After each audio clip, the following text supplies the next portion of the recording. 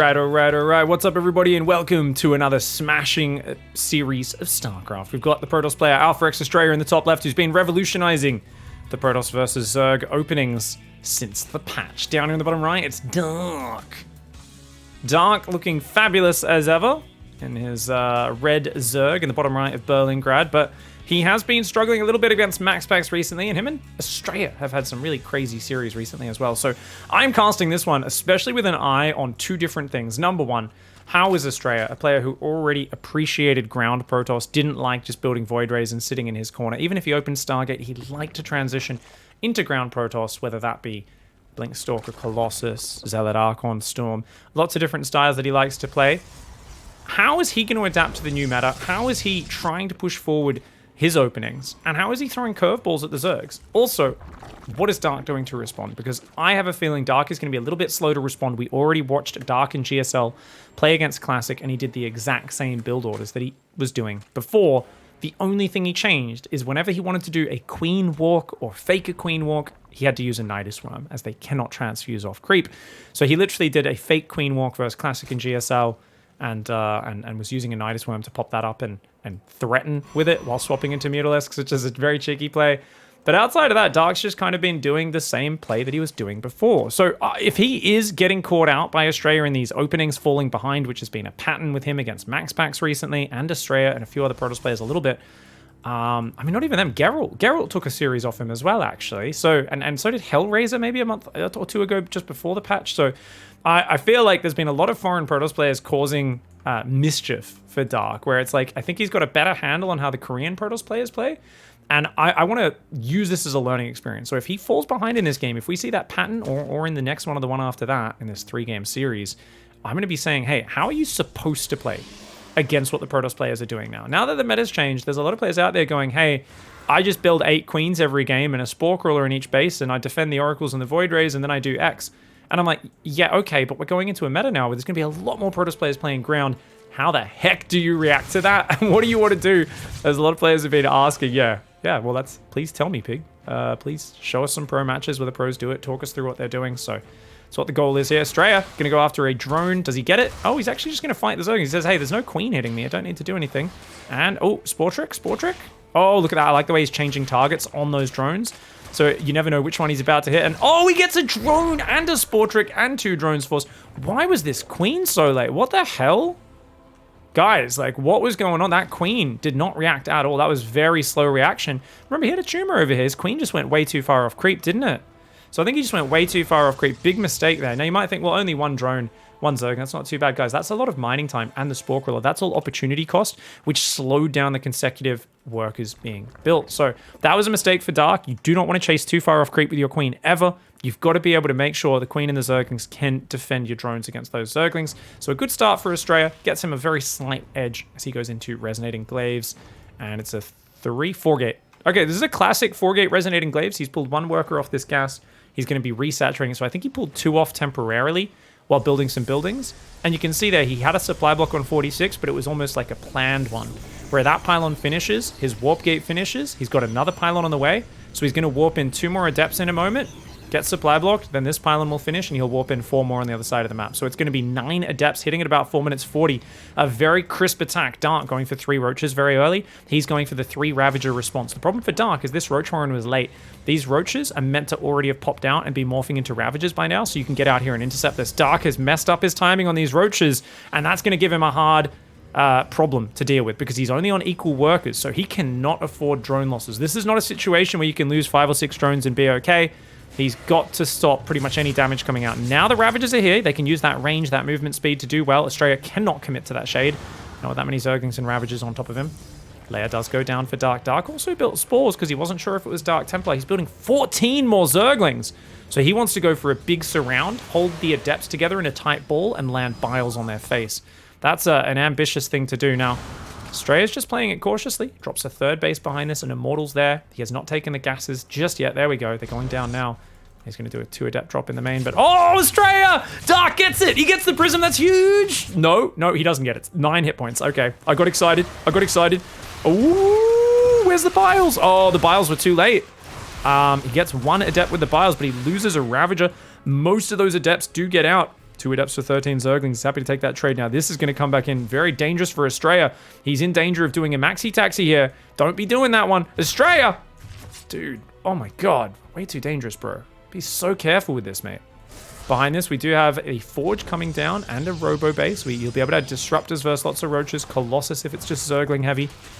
And I would expect Blink to be coming in at some point in the future. He hasn't made any Sentries or Stalkers yet, so it's not really a priority. In this scenario, most Protoss players are like, let's just saturate the third. And he's actually still building Adepts. Does he have a... Oh, he's got the 2 Immortals. Guys, he's going to do the Immortal Prism attack. Okay. This is the Zaun special, right? I think it was Zaun who popularized this. It's where you get 2 Immortals in that War Prism, and then when you shade past their army, you can unload 2 Immortals with the shade, join up on top of the ramp, find a good angle for a fight. It's like a macro timing attack, right? Because you are adding Blink +1, Robo Bay, you're up on 4 gases, you're probing. There's little gaps in the probes. It's still a big timing attack that needs to do good damage. And there are some Banelings morphing. Why is he already on Baneling tech? That's obscenely quick Baneling tech for Dark. That should set him up well to stop this forward shade. He's got a lot of Zerglings out to the right side because he sees Adepts coming in from there as well. I don't think ASTREA can really force the fight. That being said, there's so few Roaches. He's still building lots of Zerglings, which is not what you really want here. The Zerglings were well positioned. Those Adepts will take out 2, 3 drones before they go down. ASTREA's going to have to back off and transition from here, realizing, okay, these Banelings do stop me in my tracks. I think Dark may have been thinking about getting an early Bane speed and going for a quick Roach speed, Bane speed, Ravager Baneling attack. And that would have been a nice way of taking the fight to the opponent. But as it is, he finds himself investing in 2 divergent tech trees, Banelings and Roach Ravager, a bit earlier than he should have, and off a smaller economy. So we see Dark trailing on economy, hasn't been able to do anything on ASTREA's side of the map. And I love that ASTREA, after committing to so many Adepts and these 2 Immortals so early, a lot of players would feel forced to take the fight, but ASTREA was very chilled out about it. He just said, no, look, he's got more than enough defense. There's no need to press the issue. Add the gateways, get that count up. What's his gateway count? He's going to 9 gateways now. Disruptors are coming out, and he's just harassing with this double Immortal drop. Dark, he's getting a 4th up, but this is a 4th that started at 7 minutes 20. I feel like Dark is just behind overall in this game. The moment ASTREA spends that Zest bank of his, which obviously people are like, whoa, he's so bad at macro. Just remember, guys, not only does he intercept this Overlord, so Dark just loses all these units for free, basically. But, I mean, it's not very expensive. It's 8 Zerglings, right? But it's the fact that these gateways are about to finish. So you start Colossus, you add Viagra upgrade, you do a round of Stalker Warpins, and suddenly that bank will disappear very quickly. 1/1 upgrade. So double Evo Chamber. So he's going range, melee is Dark, and a Hive. Oh, he's going to rush to Vipers. That's a very quick Hive, guys. He could go Ultras. Ultras are amazing versus this sort of Stalker, Disruptor, Colossus army. There's only 2 Immortals in there. But it's first of all, get 2 or 3 Vipers out, and if you can just abduct the Disruptors to cancel their shots, that's huge. Abduct the Colossus. He's gone up to 77 drones, though, and this is a little risky for Dark, because Hive and 77 drones against what looks like it's going to be a big 3-base push. ASTREA's going to push the south while trying to shade Adepts in the north. So it's a scary moment for Dark. He needs to make sure he has plenty of Roaches and Ravagers. He's very Zergling heavy, and especially as this Colossus comes out, that's going to roast and toast the Zerglings. Nice Ling run by for Dark, though. He should be able to get a cancel on the 4th. No, he shouldn't. The Adepts do come back very quickly. Banelings on the south side. Try to roll in. Can he get a big... Oh! ASTREA! Oh, no! Ow, ow, ow, ow, ow. Okay, does lose 9 probes. A few of those taking a hit for the team. Could have been a lot worse there. Nonetheless, ASTREA's economy is looking really bad now. Dark needs to hang on, though. He's still massing Zerglings. He's got a lot of Ravagers, 13 Ravagers, and just mass Zerglings, but he doesn't have any Banelings at home. 15 Banelings he's got in here. He's going to go for a giant Ling run by, but these Adepts well suited for dealing with that. ASTREA pushing in on the front right now. He does have a Warp Prism, 2 Disruptors. He's still got those 2 Immortals, 1 Daddy Longlegs Colossus in there, and a lot of Blink Stalkers. Big army for Dark, but he is down 20 army supply, and in this scenario, this just shows that ASTREA has simply worked his way ahead in this game. Now, Stalkers suck at pushing on creep. They're really so much better at defending with shield batteries than they are at attacking on creep, but the way he's threatening, he's forcing Dark to keep some Ling Bane on the top. He's pushing the south side at the same time, and look at that. The Biles can buy you time, but it's going to be very hard to force the fight, and ASTREA is slowly pushing Dark's map control back. Dark's building a Hydra Den. So he's actually thinking about swapping into Lurkers right now, which makes no sense. He should absolutely be building Vipers. He's had his Hive finish for a while, but he's making 2/2 Adrenal Glands. Now he starts the Vipers. But I think Dark got a bit confused, dude. Vipers are exactly what you need. If you get rid of the power units in this army, it's just Stalkers, and then your Zerglings are going to ravage. Your Zergling Ravager is going to smash pure Blink Stalkers, but oh! The big ball cops about 4 of those Ravagers on the face. One of these Disruptors, only 3 kills, 0 kills, the other one on 13. And look at this, there's just not enough Zerg there. The Lings are still trying to go for the run by. They're over there. The Banelings roll through, they kill a Stalker. Otherwise, all they do is damage the units. The Immortals are looking very damaged. One of them and a Colossus eat Biles. ASTREA distracted at home, but the Colossus, the cannon battery, will clean that up. ASTREA is still up 25 army supply right now, which is massive. The Disruptor gets 3 Ravagers. Another Disruptor and an Immortal go down. At the point, the Vipers rally into their death. And that there was a just working his way ahead all game long, start to finish for ASTREA. And I think we find ourselves in a situation where he's able to just capitalize on that lead. Now, like I said, I wanted to do a little bit of analysis in this series because this is a classic Adept opening. Let's benchmark really quickly. When did these Adepts arrive? So check it out, guys. This is essentially 9 Adepts at just after 4 minutes 40 outside the natural. Now, the problem here is that Ravager timing is just not quite right. So, the timing is 3:25 or 3:30. You're meant to go second gas and Roachhorn with this response from Dark. Let's take a look. Because there's been so few Glaive openings, I think Zerg players have been getting a little bit lazier. As I said, it should be 3:25 or 3:30. You'll see Lambo more and more often go 3:25 back when the really fast Glaive Adepts were popular. Dark has put this down at 3:32. Now, you might be like, Pig, you're nitpicking. It's a few seconds. It doesn't matter. It does matter. It does. It's a few seconds. If he could take 5 seconds off this, that would be big, right? Now, is that its own thing? Let's also check when the Roachhorn finished, did he immediately have supply free and lava and build 3 Roaches? Because the moment the Roachhorn finishes with the Ling Ravager defense, and I used to love this defense, you've got to be building those Roaches right now. And you can see he starts 2 of them. Where's the third one? The third one was delayed by, this is about 10 seconds from the Roachhorn finishing to that third Roach starting up. And comes out, he does immediately morph 1 into Ravager, another into a Ravager, and a third into a Ravager. But if you could already be landing hits on these Adepts as they walk here, I know it doesn't seem like a big difference, but 3 Ravagers, bam, you hit one, you hit one, you hit one, and Adept's already dead by the time this first Shade goes in, and that's going to buy you a bit more freedom to drone up behind it. So that's definitely something that Dark could have done here. Dark also was very blind on the map. He should have had a Zergling watching for the third. Even just having a Zergling over there would have seen, okay, he is going a quick third behind this, and that's got to light a fire under your ass as the Zerg player to say, look, he's not going completely committed. There is not going to be DTs behind this. I've already been overly safe by building the spores, by building 3 spores. If he built just a spore at the natural, I would actually be much better with that because he didn't actually see what was going on. This also comes back to Dark's early game scouting is, could he have scouted? And this is where I've got to say, I think my scouting method is going to be a lot more solid than what Dark did. So let's take a little look-see here. I've talked a bit about different scouting methods at the start of ZvP, but depending on the map, you can often hide an Overlord in the back, especially with this pylon positioning, and you can usually see if it's DTs. So what I would have liked to do here for Dark is I would have liked him to keep this Overlord over here, and if you then sneak a Zergling across down here, or up here, and then if a Stalker comes out, your Overlord can run along this edge, and the Stalker is going to struggle because if it goes to the low ground, your Overlord can run down here. If it goes to the high ground, it can go there. And your Overlord can always run to the different direction. And then they can't block the front and block your Overlord from either getting to the safety or scouting at the same time, unless they play completely blind and they just keep an Adept at home, keep a Stalker at home.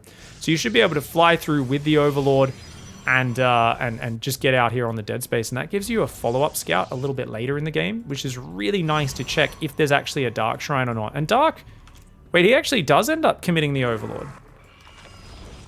But because it doesn't get spotted by ASTREA, he decides to keep it alive.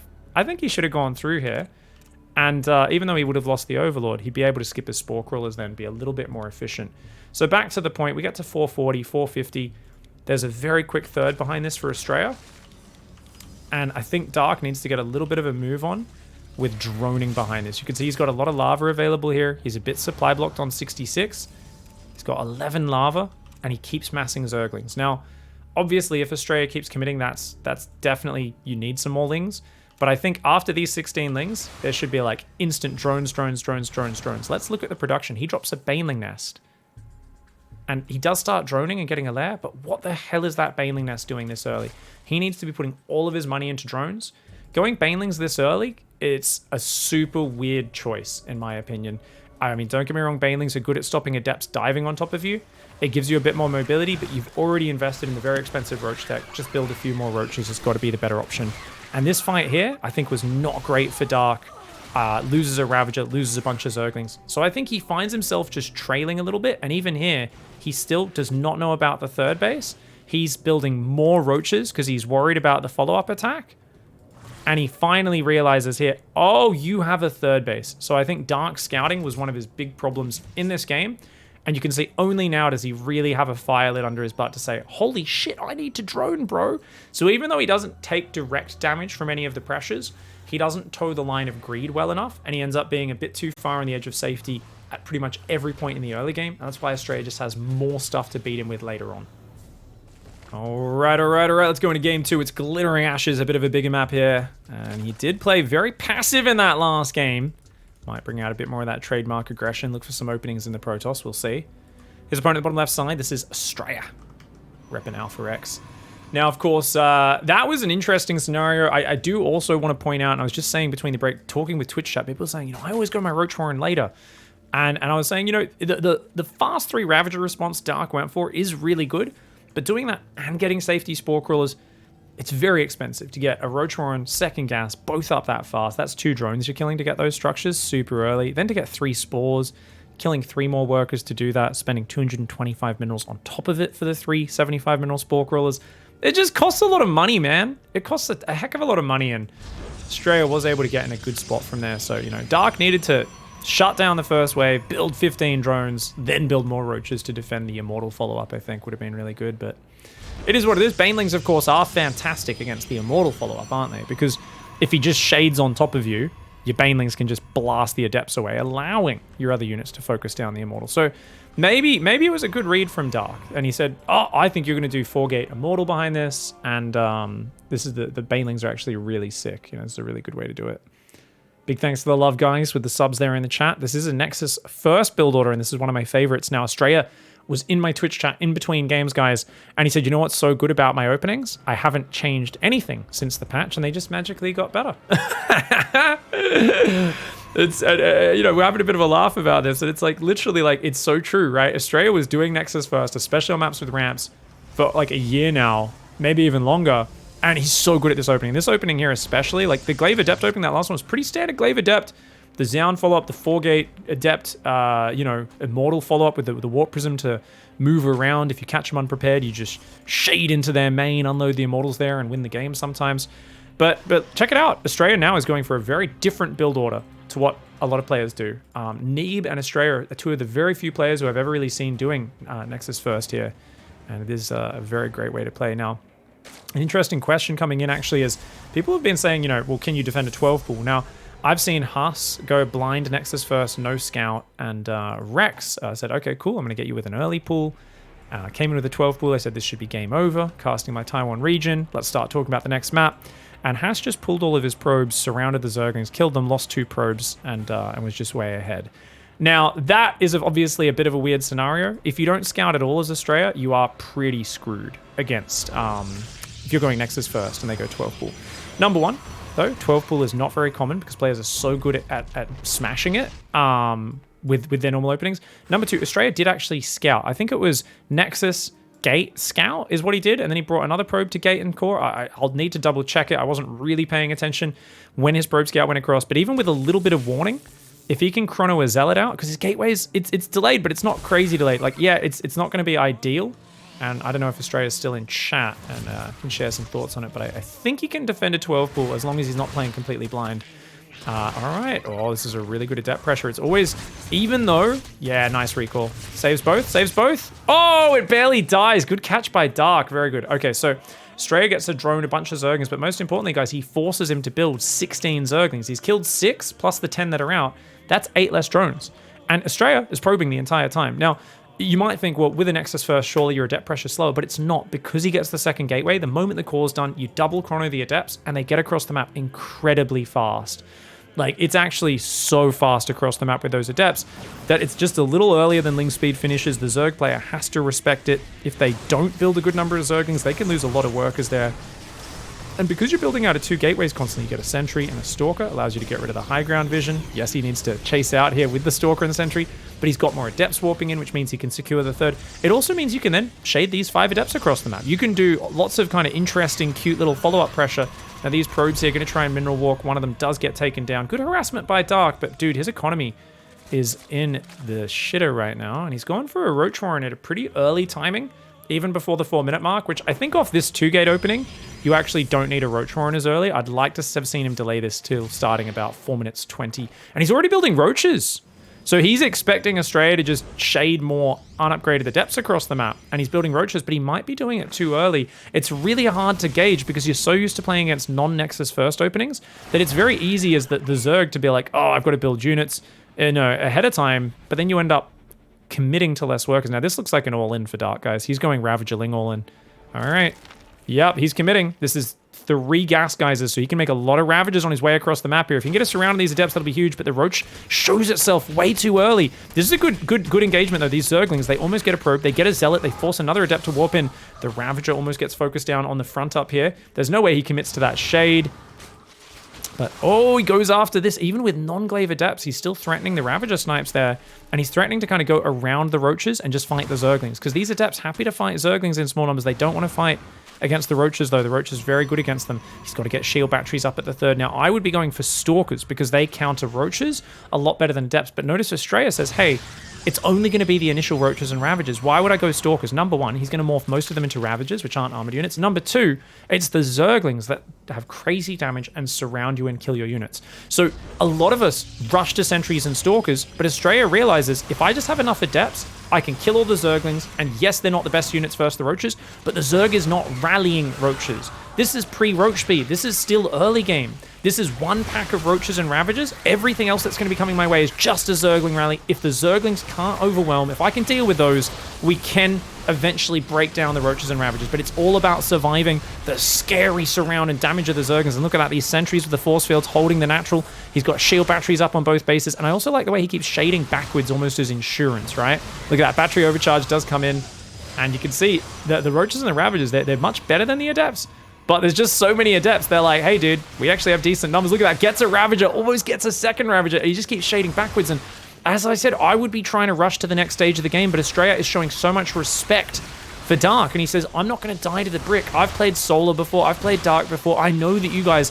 You know, a lot of foreign players would be like, I'm going Mutas behind us. I'm going for a lair. Dark is not doing that. Dark is still on 42 drones. He's literally a guy in a dark alleyway with a brick. He's not going for a sniper rifle. He's not building a tank.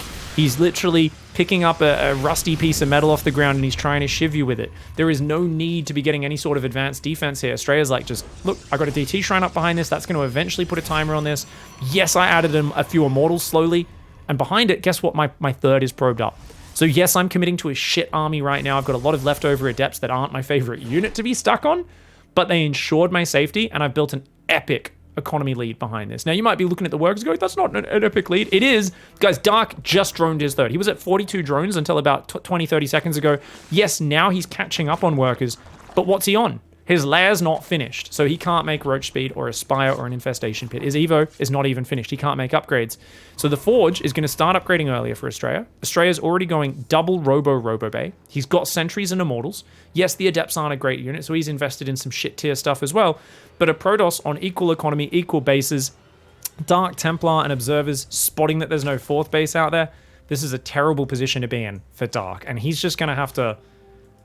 I mean, he's going to have to do Dark things now, isn't he? I mean, we all know what Dark's going to do, actually. I'm like, he's going to have to... And I'm like, if it was anyone else, I'd probably be saying he's dead. But I'm like, oh, it's Dark. He's just going to go Lurkers and Turtle. And he's going to make it really hard for ASTREA to kill him. And if ASTREA gets even a little over eager, I mean, Dark's going to, like, Neural Parasite his units, make ASTREA's shit, kill his own stuff. He's going to basically bile a bunch of carriers to death or something. And, yeah, I mean, basically, Dark's just going to Turtle and spread creep and try to survive.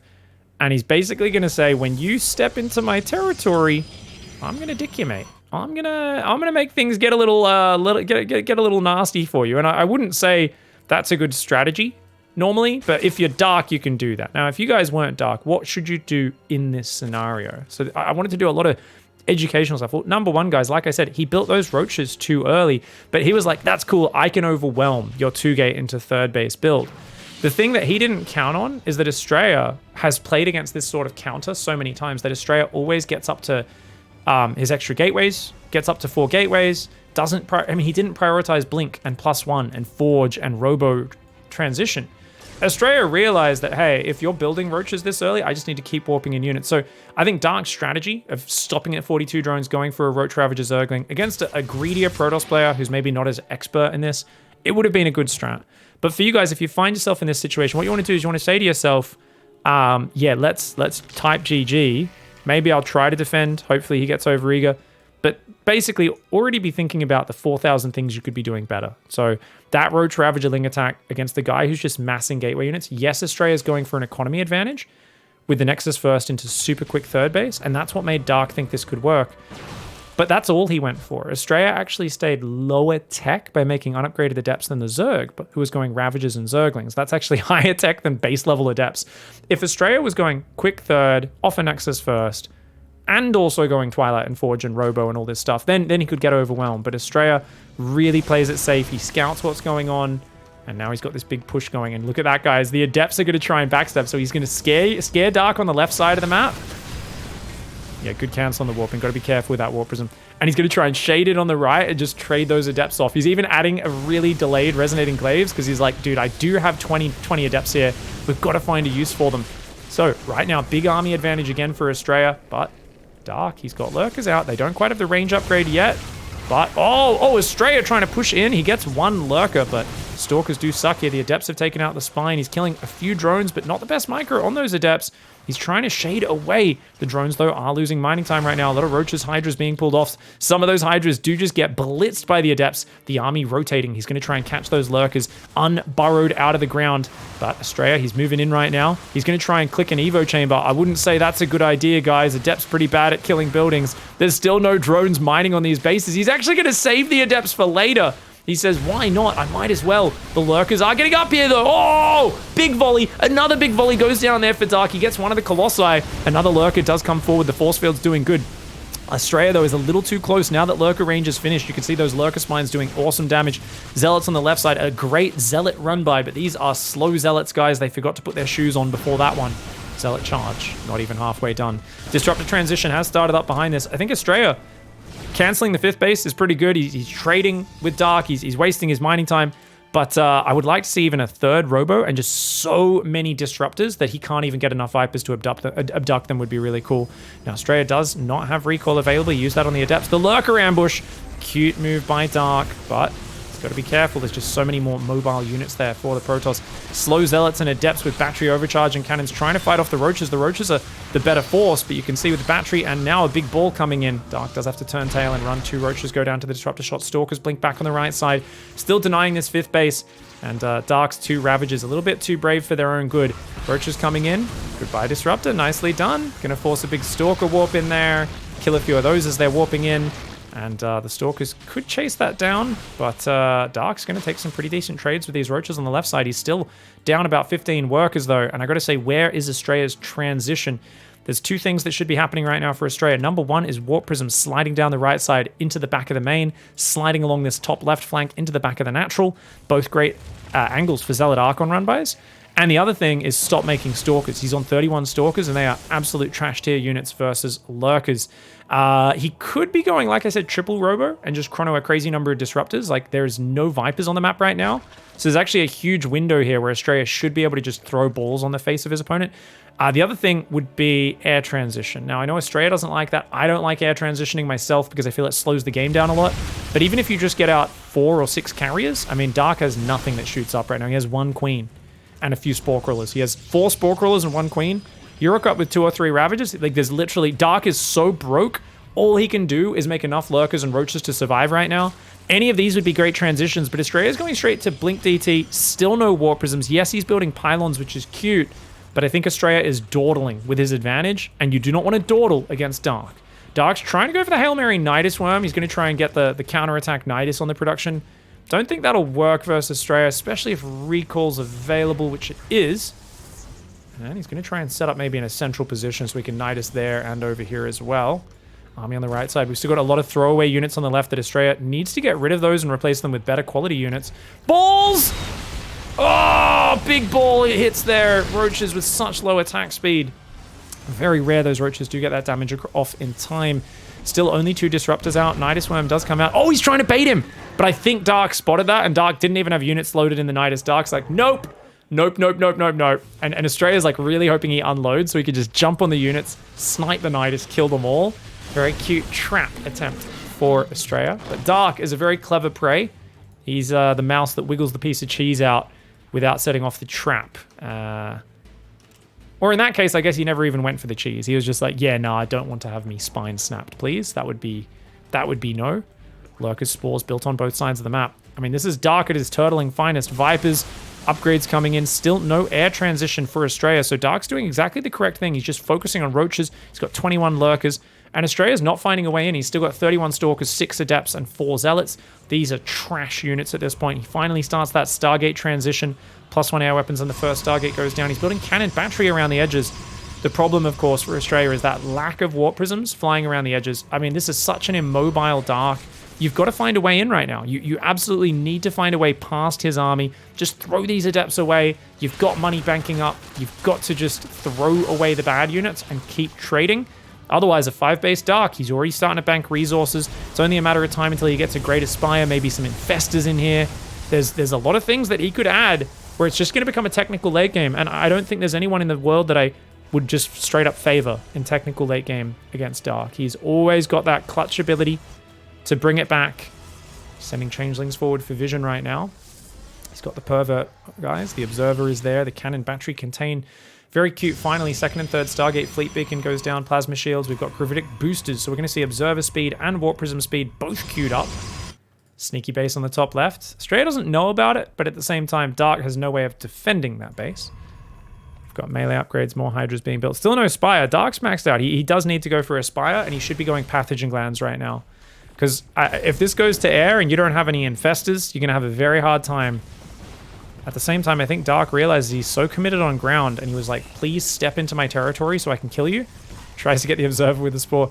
Australia's not being impatient. I'm shitting on Australia right now for not being eager to win the game and using his advantage. But it's actually Dark who might get impatient here. He's like, well, if you're not going to attack me, I'm going to do a casual 18 lurker run by. 19 lurkers running around. Oh, those 2 lurkers do run in the wrong direction. Bit derpy. But I think Australia's just saying, come out and play. Come and play with the Protoss player, Dark. And Dark's like, God damn it, dude. I mean, if you swap into air, this army's not going to be good anymore. I got to be careful here. Lurkers do burrow. Almost loses one of them, but not quite. Stormy Storm or feedback? Feedback. Doesn't quite get the feedbacks. Nice rev. Good abduct. 1 disruptor goes down. Psystorm is upgraded, but he doesn't want to just Psystorm lurkers. It tickles them, you know? Oh, a couple balls go down. Gets 1 lurker. A few more balls going down. The Viper's a little bit slow to the party. They do abduct 4 of these disruptors, and they all go down. So does a Viper and about 4 lurkers, and I think Australia might be okay with those trades. They're not fantastic, but they're not terrible either, right? They could be a lot worse.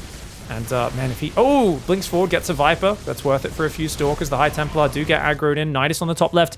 Going to come up and potentially allowing him to reposition. Dark securing the middle base. Gets another High Templar there. With the Zerglings, carriers are starting to be added in. As I said, carriers are a big complication for Dark to deal with right now. And it feels like Dark is not confident just straight turtling to the late game. We still don't see a Spire or Infestor upgrades. He wants to get some movement going now with the Hydra Lurker Roach Viper. He wants to do some stuff with this army. Lurker Hydra on the right side. Good angle for Australia. And Disruptor doesn't hit anything, but his DT is doing good damage. Great Disruptor shots from the left, and oh no! The unsupported Lurkers there being engaged a few at a time, in Australia actually able to break that Lurker line pretty well. There's 19 Lurkers left still, because Dark literally has 1,000 of these bad boys spread across his bases. Lurkers everywhere you go. Morphing Hydra into a Lurker does die. You get a partial refund. Dude, this is Australia just being so patient, choking him out. He does need to keep doing Zealot run-bys. I would love to see those Warp Prisms, man. Would be awesome. The best thing about Australia's position in the last few minutes, though, guys, is he went from 31 Stalkers to 5 Stalkers. And honestly, I feel like I just watched a nerd who spilt some milk on his gaming table, left it there for 3 months, and it was just getting more and more rancid, and he's finally cleaned it up, you know? That's what I feel like with ASTREA's composition. You can replace it with carriers, with zealot run-bys, more disruptors, better units than those shitty stalkers for this late game. They're just, oh, that's a lot, man. Oh my god, a lot of these probes are going to go down. The disruptors go a bit far forward here. Good dodges so far with those lurkers, and oh my god, not the best disruptor micro. ASTREA playing fast and loose with his balls there, and he actually throws away a lot of disruptors. He lost 4 of them. Gets a few of these lurkers. There's nothing that shoots up here. So, I mean, the thing is, you're not going to get these lurkers back as dark. At the same time, denying one of ASTREA's bases, knocking ASTREA's worker count down. ASTREA doesn't have any bank to work with. ASTREA's actually down in bank, down in supply. He does clear out some of this army. Lurkers are going to break the contain on the right side as well. Ooh, good storms. Actually kill a few of these lurkers, but clearing up all of this control. Now, if Dark can respread creep, that would be great. One of the problems Dark has as a player, though, guys, is he only has 1 queen right now, and he's generally not the best at resetting injects or creep spread in the later stages. So he's got 1 queen that's running around to kill a zealot in the main base right now. Don't know how that got there. There we go. He's going to respread creep with that queen, but no, he changed its order just then. Ah, that's a bummer. Might be on one of his control groups. Let's take a look. Where is that queen? Where's she going? Maybe going to inject a random hatchery right now. He's got to get those creep tumors going again. Lurkers come back in. Actually, these are the same leftover lurkers. ASTREA didn't have an observer with him, so he didn't notice them. Oracles say, get out of here, you dickheads. And they do run away. Up to 3 carriers, plus 2 plasma shields, plus 2 air weapons is done. Plus 3 has not started just yet, but it's a complicated army, and begrudgingly, Dark starts his Infestor Spire transition. His Ultra Cavern, I would have liked to see this much earlier. He's remaxed on Hydras here for a while, and it's a much more complicated army because Disruptor Ball, Storm are going to be so good, especially since he's not on creep right now. And oh, balls! ASTREA goes bowling. America's national pastime, but only gets 2 Hydras. Koreans, of course. Dodgeball is their national pastime, so does manage to avoid that one. Warp Prism in the back's going to be good. He doesn't have any supply free. But look at this, he finds this base in the top left and he's like, hey, you cheeky bugger, when did that go up? Dark hasn't really mined from it because he knew he couldn't defend it. Lurkers run through the middle, but there's so much static everywhere. ASTREA's been good at putting his insurance down in these lovely pieces of insurance. Catches a few lurkers in the middle. ASTREA would love to lose some units so he could warp some stuff in. Instead, he's like, 1 Dark Templar, it's all I can spare. The Hydras are like, okay, and they will take that out. No detection in the main base right now. Should be morphing an Overseer, and he will do so. Still, where are these Corruptors? 1/1 upgrades only now starting for them. Void Rays being added in to counteract those. There's 9 carriers on the map. How many spores are out? Only 24. Dark has to add more and more spores. He needs dozens of them. I feel like he's got spores, but they're kind of scattered. He doesn't have like 15 in any one big clump creating a no-go zone for ASTREA. These are all just like, there's a little bit of extra anti-air support there. Nothing too crazy. Few abducts, of course, on the carriers of the Disruptors could really help out. Balls come forward. Gets a few of these Hydras. And a Lurker goes down as well. Vipers looking for the abducts. They get an Oracle and a High Templar, but the feedbacks mean those Vipers are rather worthless for a little bit. They need to suck some energy off the available buildings. 2 of them are so close to death as well, so they're going to take a while to regenerate. Army on the left side is going to run in. Unfortunately, the Observer does die, which means you can't clear the creep anymore. Dark is hanging on like a champ, but I think ASTREA has transitioned now to a much more complicated army. And that's going to be hard to deal with. Do we see Tempests now? I bet we see Tempests, and he's going to build more cannons forward, aren't we? ASTREA, not one to rush the finish, guys. He's just going to slowly suck up the resources, control the map, look for good trades. Zerglings with Adrenal 3/3 are one of the best units in the game. You add an Overseer here, they can easily clean up DT Zealots. Even Archons in small numbers get wrecked by Zerglings. The 3/3 Adrenal Zergling is just like the god tier unit when it comes to small skirmishes. But if you get enough units together in a ball, the Zerglings can't really surround the individual units, and that's where they suffer. Now, the Baneling morph, he's basically saying, you know what? Let's just keep throwing some curveballs at you, some surprising little tactics, rather than just playing the efficiency style. Gets an Immortal for a Hydra, good trade for Dark. Lings on the bottom, ain't gonna do jack. Cannons, overcharge, Zealot Warpins, all pretty good. Here we go, Banelings! Waddly boys! He realizes he doesn't have the roly-poly strats yet. Dark. Even though his name is the first half of Dark Souls, hasn't figured out the roly-poly strategies yet, does not know how to evade through, despite it gets 17 Baneling kills just by spamming attack with those Banelings. Not too bad. A bit of roly-poly definitely gives you some more agility. You can dodge past those cannons, get in that probe line a bit fiercer. Only 47 workers for ASTREA, so not the biggest economy, but he can replenish that almost instantly if he chooses to. bad trades here for Dark. Cost for cost, Banelings going in like that are never great trades, especially if the static defense gets very spread out. So, I mean, he's definitely lowering Australia's income, making it hard for Australia to decide what to do. But in the short term, Australia's just building a super sick army because of that. Oh, he's losing 2 Vipers. He's got to kill these Oracles. I think getting rid of the Oracles would be massive. Where is Dark's army right now? Ultra goes forward and tries to fight a whole bunch of Protoss units, but it is outnumbered too much in that one. Not many spores on this left side. He might need to give this base up. He's still on 19 Hydras, guys. So, the problem for Dark right now, guys, is his Lurkers need to zone out the Disruptors and the High Templar. Because if they get in range of the Hydras are going to basically be any little kid getting forced to have bath time. They go, nah, Mom, I don't want to have a bath. She's like, literally, you have an inch of mud behind your ears. You smell bad. You're gross. You know, but Hydras, they don't like getting in the bath. And there's a reason why. It's because in StarCraft, rather than just having the grime cleaned off them, they're literally going to have their faces scrubbed down to the bone and blood will spurt out of their eyeballs. So in this analogy, a bath for the Hydras is basically death. Disruptor is definitely death. That's the same thing as ingesting a Tide Pod. If you get a Disruptor to the face as a Hydralisk, yeah, you're doing the Tide Pod challenge Supremo Omega version. It's not a good time, man. Speaking of which, these guys, 5 Hydras braver than they probably should be, go forward, and they get caught out, and he's still just... These Hydras are just not good units for Dark.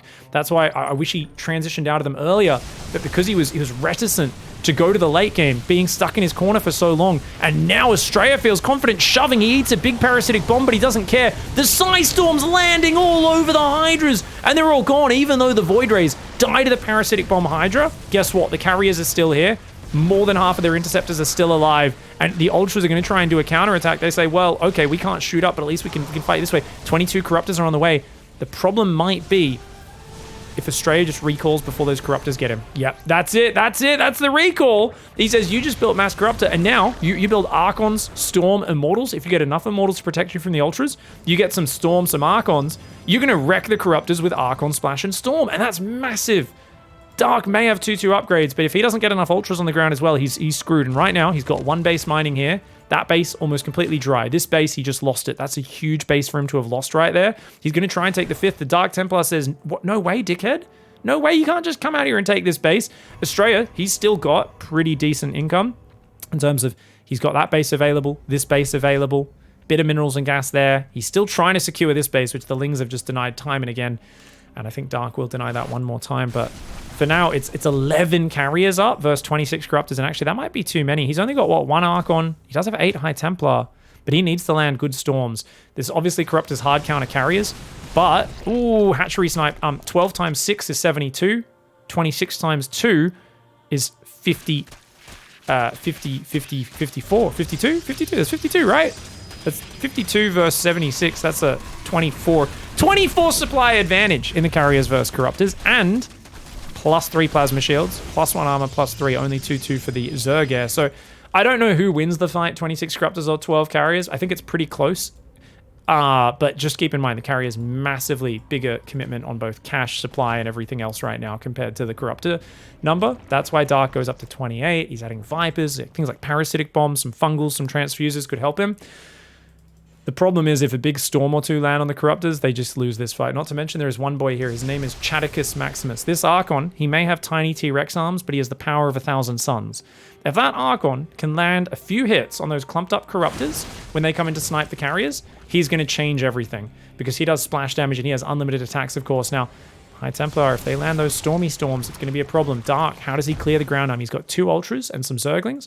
There's nothing really defending the ground, so honestly, I actually think ASTREA's kind of screwed up in that if his army gets caught out and the Ultraling just jumps on top of the High Templar, they kill the Archon and the High Templar almost instantly. The Corruptors can come in behind that, focus down the air. So this is kind of the time where Dark needs to fight, because I think ASTREA's balance is a little off. He's got 3 Void Rays that'll help him fight the Corruptors, but a lot of his High Templar are in the top left. He's got no real ground buffer, no Immortals to deal with the Ultras. I think Dark just needs to dive on this army in the open, and he needs to trade assertively. He can't wait for ASTREA to come to him. High Templar on the high ground says, "Hey, dickheads! Yeah, let's go, son!" In that case, though, the 6 Zergling children did take down Daddy Templar. Daddy Templar became Daddy Templar. Zergling's trying to do run-bys, but there's too much static. At this point, I don't think he's going to get anything done with these small amounts of Banelings. He's trying to create some chaos. He says, hey, you're concentrated in one big ball. Let's distract you. But he's got to take advantage, and right now he could jump on this army. Dark, he doesn't have as much vision, of course, as we do. He doesn't realize this army, there is nothing on the ground. 1 Archon, 3 High Templar. Now is his moment. He's got to take this fight.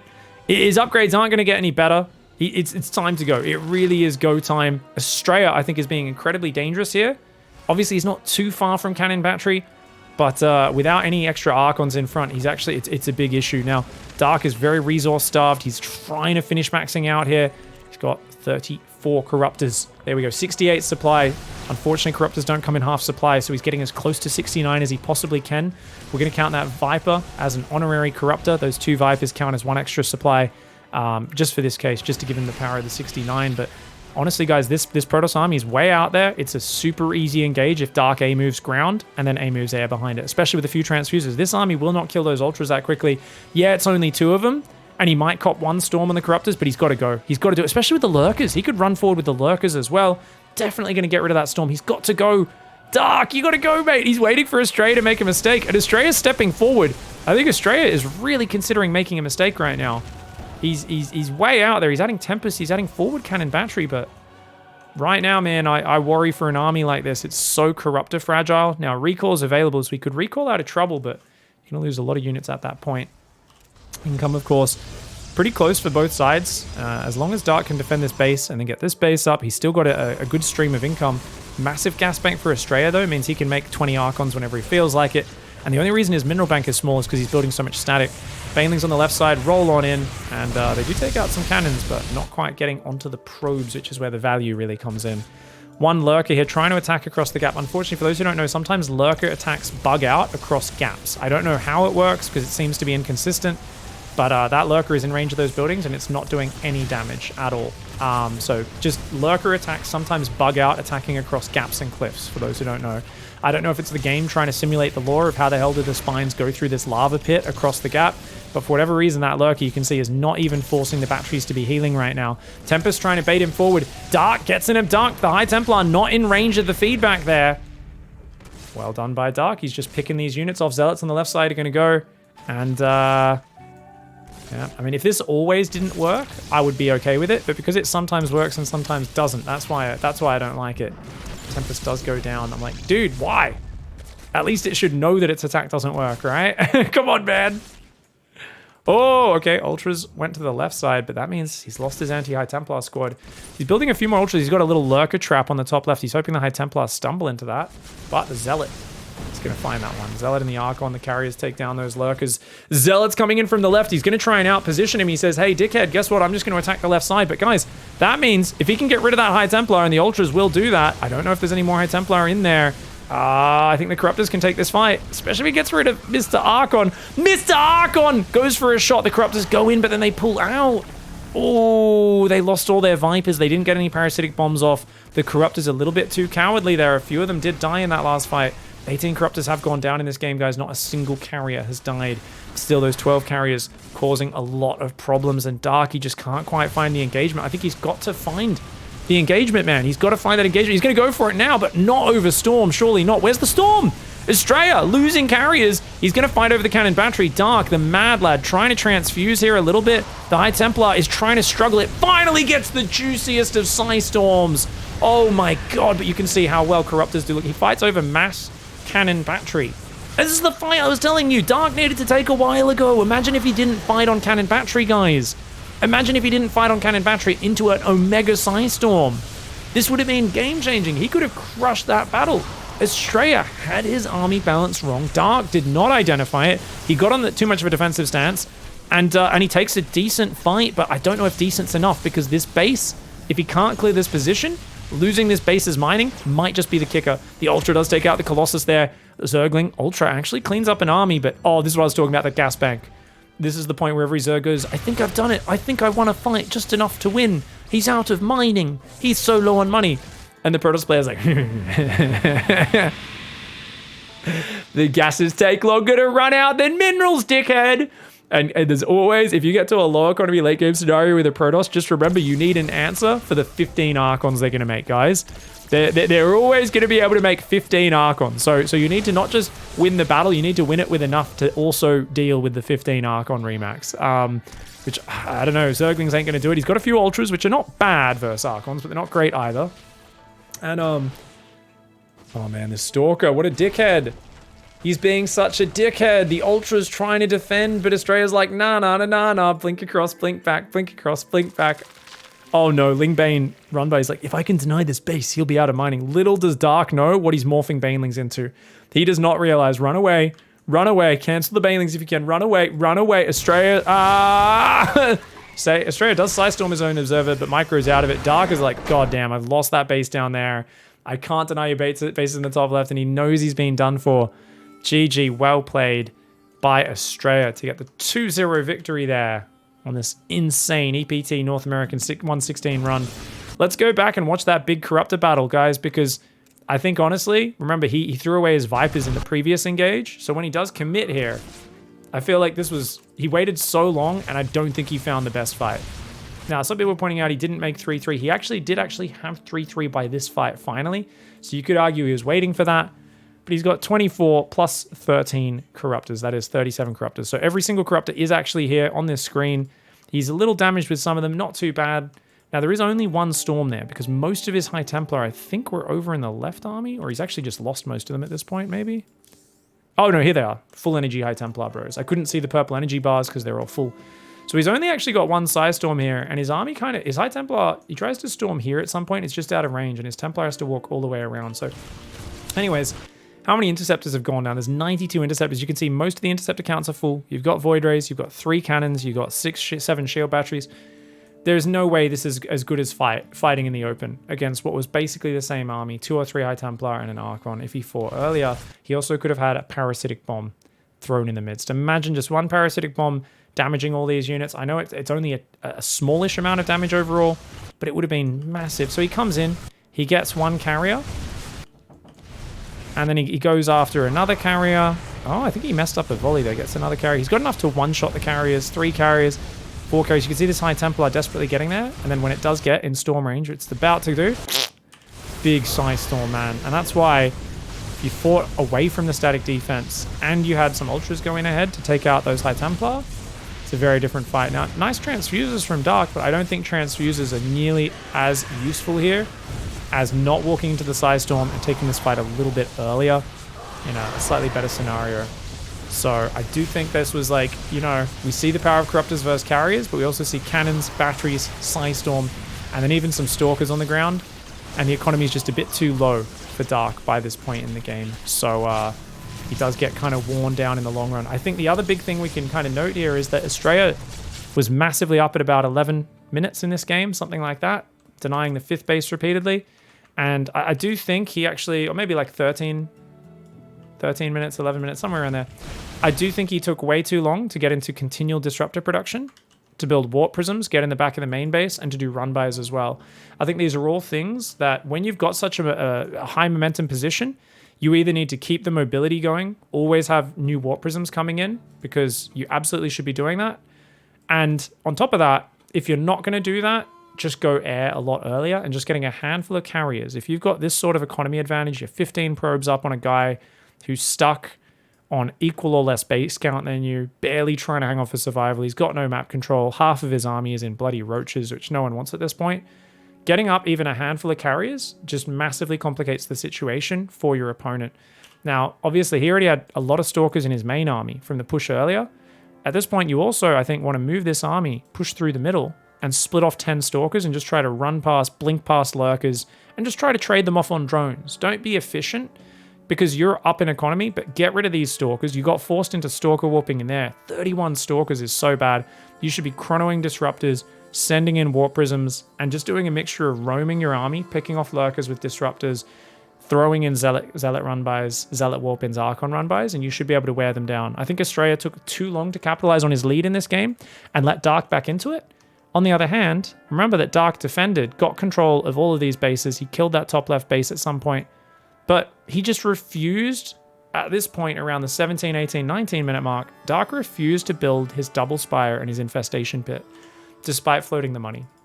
And it was a very high pressure situation, But the fact that through 15 to 18 minutes, he keeps reproducing mass Hydralisks, that's actually the thing that puts him in a position where he can't make many plays between 20 and 30 minutes, is because all of his money is invested in units that are just no longer good once the carriers are out. The Hydras always have to kind of hide behind the Lurkers to be safe from the Disruptor High Templar, and it feels like Dark gets forced into a very static position, and he just is way too late to get those Corruptors out, get those Infestors out, and start being able to trade a bit more effectively using Ultras for a bit more mobility. This was also a fantastic engagement from ASTREA, by the way, so props where props are due. ASTREA found openings even when he had bloody 30 Lurkers on the map, so well played. GG's. Fantastic play by ASTREA. Once again, just showing us the power of ground Protoss. Well, I didn't catch that one previously. Hold on a second. What a way to finish. What a way to finish the cast. We got to give props where props are due. And let's remember, guys, it's not only Florencio that sits on his balls once in a while. Oh, hashtag old man problems. Nice. Did not catch that during the cast. That's funny.